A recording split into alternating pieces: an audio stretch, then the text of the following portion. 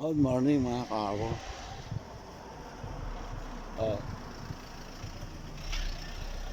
lalakad tayo. Lalaro tayo sa club play.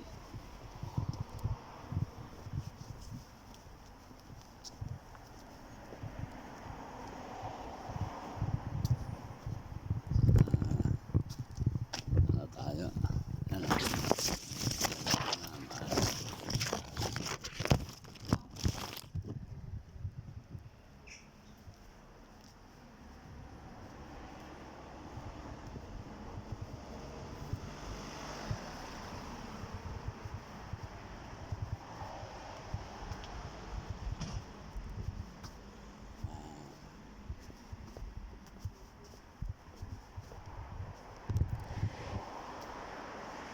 Point.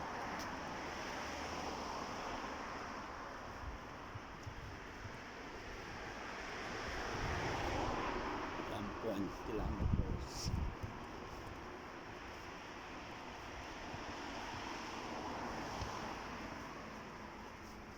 Alakarin natin.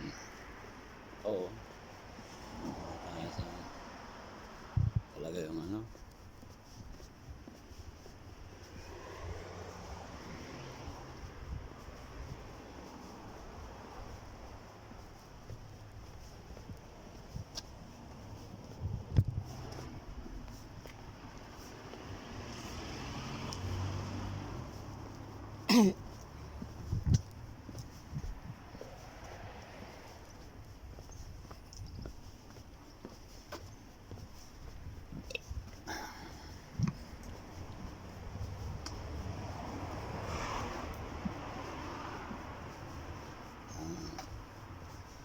uh, 15 minutes walk.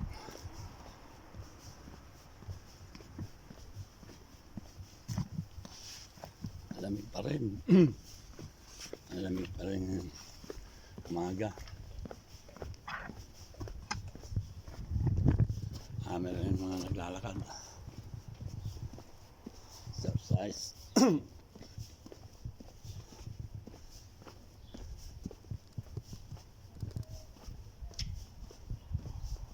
Ano?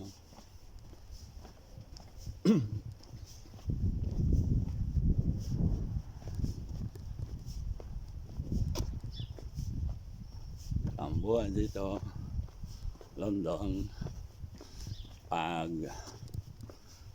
Lunes, club play kasi ng mga Briton, mga matatanda. Lalaro sila. May kalaro ako doon, 86 years old. Si Bobby, babae yun. Lagi kong partner. Tapos basta lahat mga senior na mga babae, marami naglalaro.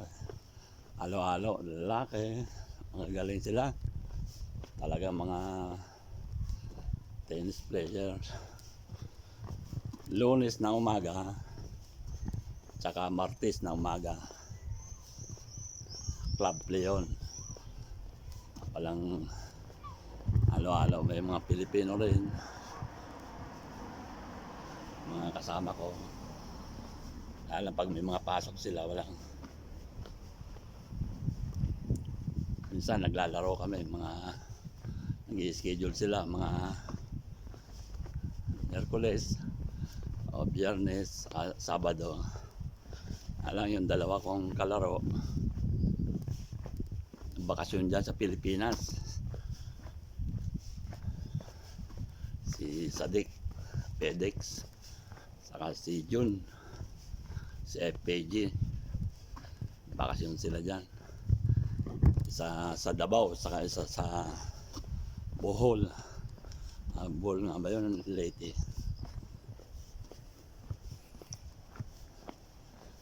Bakasyon sila doon.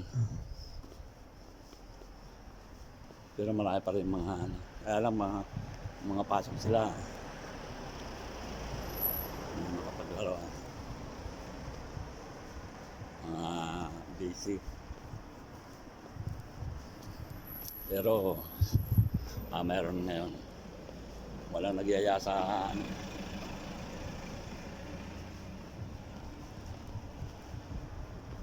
ano, naglalakad lang. Hindi kasi uso dito mga tricycle, mga ano, puro sila lakad. Ang bibilis magsipaglakad yung mga yan kahit matatanda na.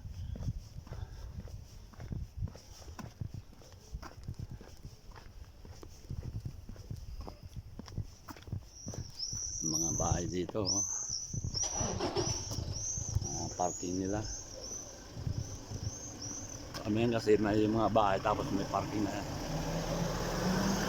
yung likod nila. May bakante dun sa likod yung mga parking nila. Tapos yung iba dito, yan o, sa mga bahay lang.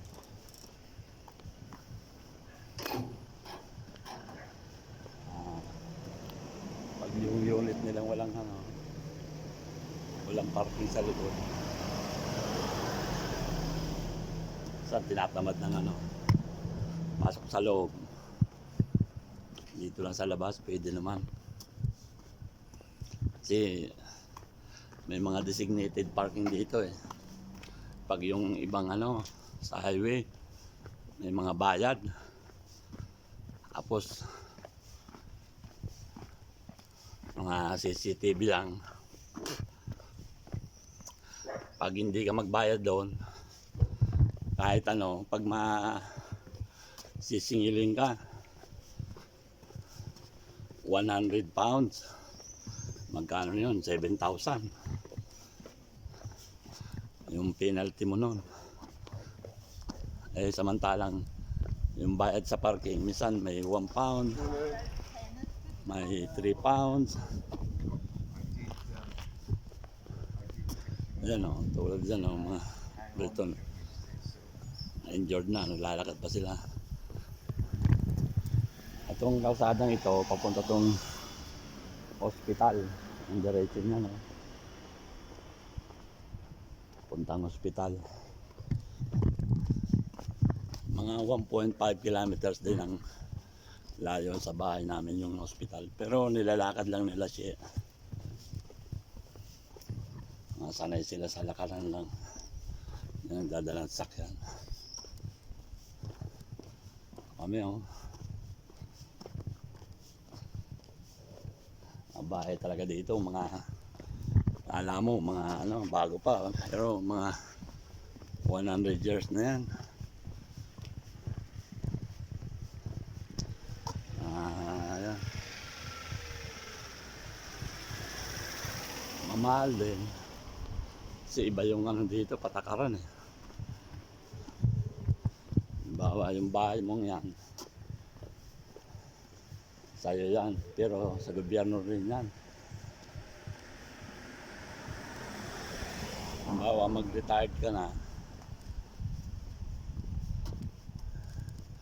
tapos wala sa'yong mag-aasikaso, dadaling ka sa care home, bebenta mo yung bahay mo yan kasi yan ang pambabayad mo. Ganun katindi rin pala dito ang batas.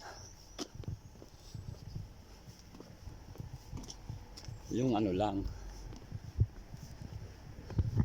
pero may mga healthcare naman sila sa hospital, libre naman lahat sila. Kaya lang yung pag nilagay ka na sa care home nila, obligado ka yung mga ari-arian mo, benta mo para panggastos mo doon. Kasi yung hospital, iba yung ano lang, mga gamot lang, mga ano, wala silang care home na, mga private yung care home.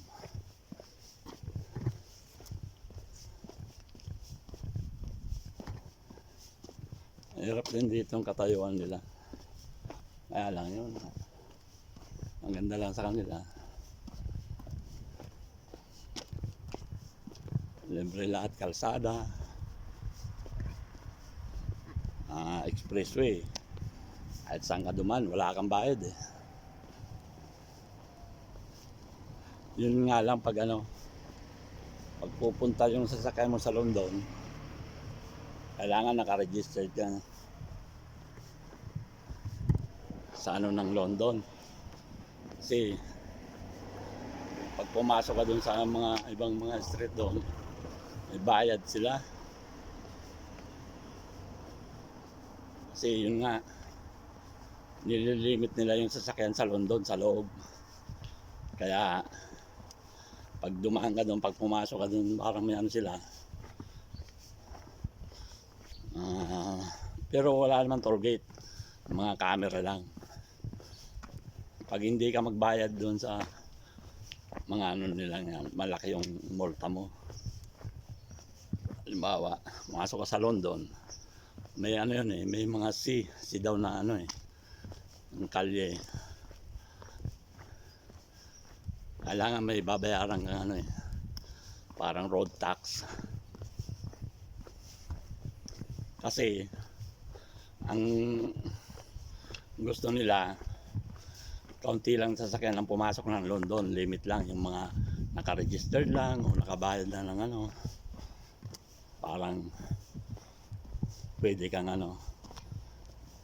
Kasi pag na-spatan ka doon tapos hindi ka nagbayad, puros mga ano lang eh, CCTV lang eh, registered yung number mo, huli ka, ay multa ka kaagad. Ay 120 yata, 100 papadala lang sa'yo. Ganun ka ano na dito yung ano, batas. Kasi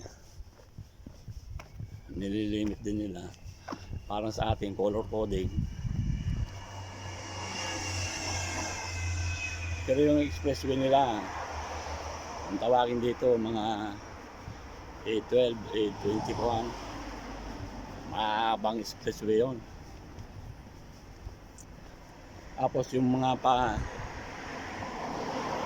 palabas din ng ano, palabas din ng ibang lugar, ibang ano, sa London, nakapaikot yung expressway yun eh. Lalabas ka sa ano, lalabas ka sa expressway rin, A24, B24, may mga tawag sa ganun kung saan ka papunta. Papunta ka lang kabilang bansa, yun may mga sakyan sila, ay may mga highway silang ano, nakadesignated doon papuntang ano, tulad papunta na England, papunta na, kasi ang laki ng pala ito ng England eh, bansang Wales, tapos Northern Ireland, sa may pinunta namin sa may Scotland, may mga train, may mga bus na highway sila. Sa ibang bansa dyan sa Paris, France, may mga train yan dito, doon sa London. Kaya lang sinabutahe, mga slippery train yun, mga speed train, mga ano, bibilis nun eh, tulad ng sinakyan namin sa Scotland, tulog-tulog lang eh. Alam mo, nasa hotel ka lang, may nagsiserve din na pagkain, medyo maingay din lang pero mild lang yung ingay. Lalabas sila ng ano, bibigay sila ng pang takip sa mata, ang takip sa tainga, libre na yun. Tapos halos walang stop yun sa mga station, pili lang. Tapos saglit lang kasi Kung may pasero lang din na bababa, may pasero lang na aakyat. Kasi yung Scotland namin, ano,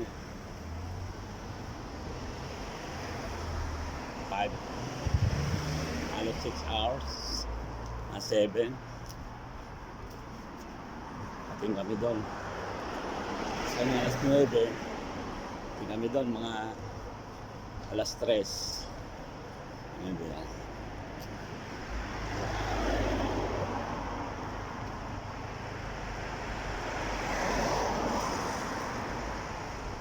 Yung mga,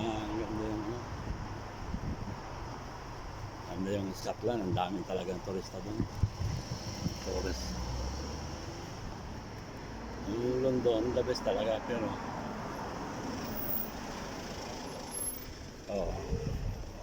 doon tayo sa malapit sa kaibigan ko,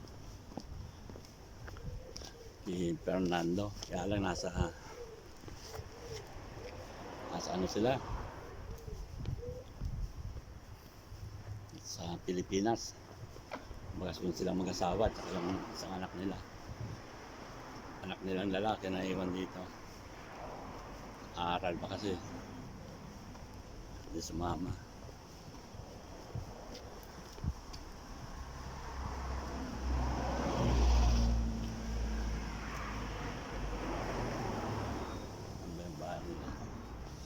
Hanggang 19 yan eh.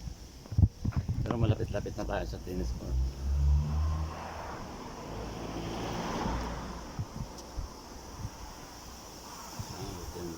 Ayun o, bahay nila 19. Ayan, sasakyan niya isa o. Yung isang sakyan niya iniwan sa airport. Ayan o, bahay ni FPG Fernando Almitos Jr. Yan o. Yung isang sasakyan niya maliit nandoon. Pero yung isa, dinala nila, iniwan sa airport. Kasi 3 weeks sila doon. Mura lang ang bayad. Fly and free. Fly and park. Lapit lang siya sa tennis court eh. Lapit na ako sa tennis court eh. Pag nalong dito,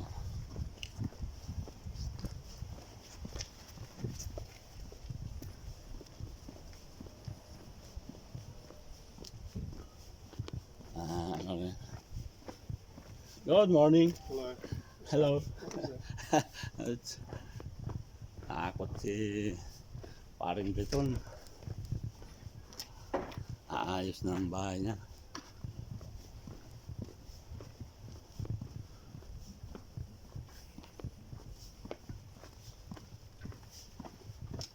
Yan o.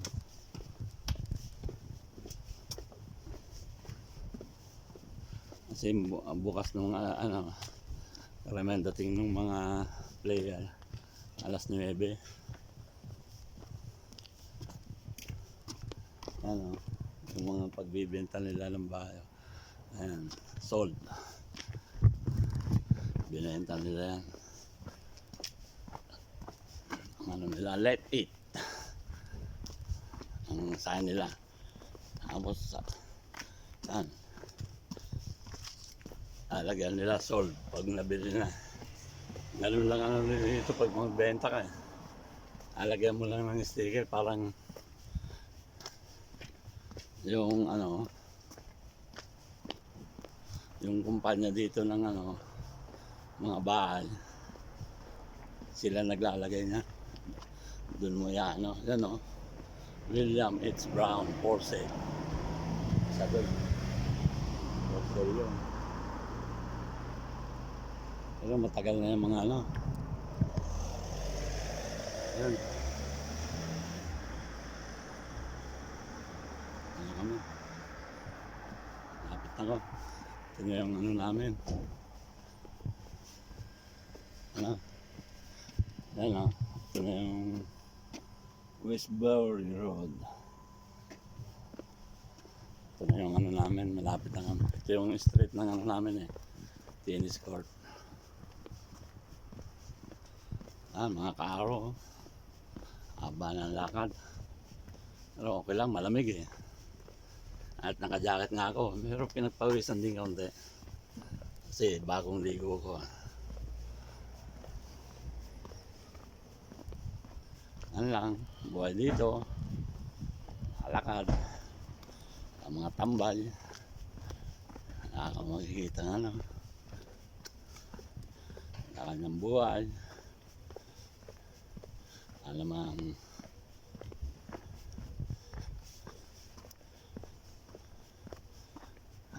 Pasyal-pasyal. Ano kasi ngayon eh, parang bakasyon kasi ng mga bata kaya walang ganong katambay lang. Iba nasa bakasyon, ibang bansa. Bakasyon kasi yung mga bata ngayon. Kaya walang ganong lumalabas eh. Walang activity. Sa mga park, mamaya. Maraming park dito libre, yung lang nila. Laruan, yung mga ang mga aso, mapasyal nila, mapatakbuhin doon sa park.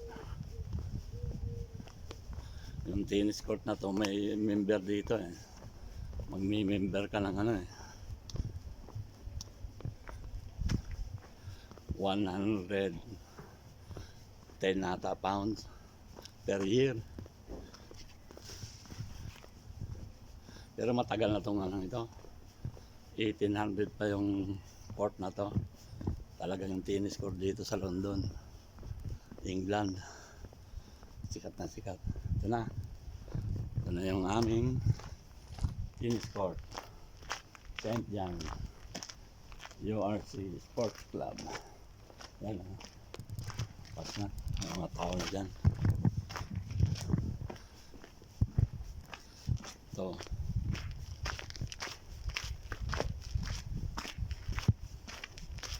Alam to, mga bahay, mga katabi. At yung mga bahay dito, hindi sila mga naglalaro. Ano lang sa...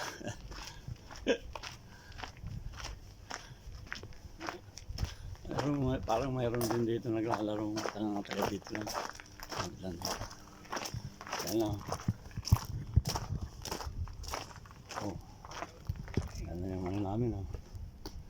Andiyan na pala si Paul eh.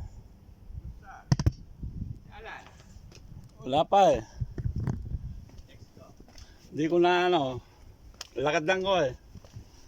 Hello. Watcha. Hello Michael. Good morning. How are you? Michael oh. It's Michael. Who's this? Yeah. Are we live? Yeah. Live where? Yeah. Philippines? Yeah. I like Thailand. Thailand better. Yeah. O yan o. Clubhouse namin. It's the clubhouse. Yung tatlo na kami. Sana lang. Dumating na si Bobby. Ang tennis court namin dito. Tatlong court. Ay, naayos na ni Paul. Okay, babu.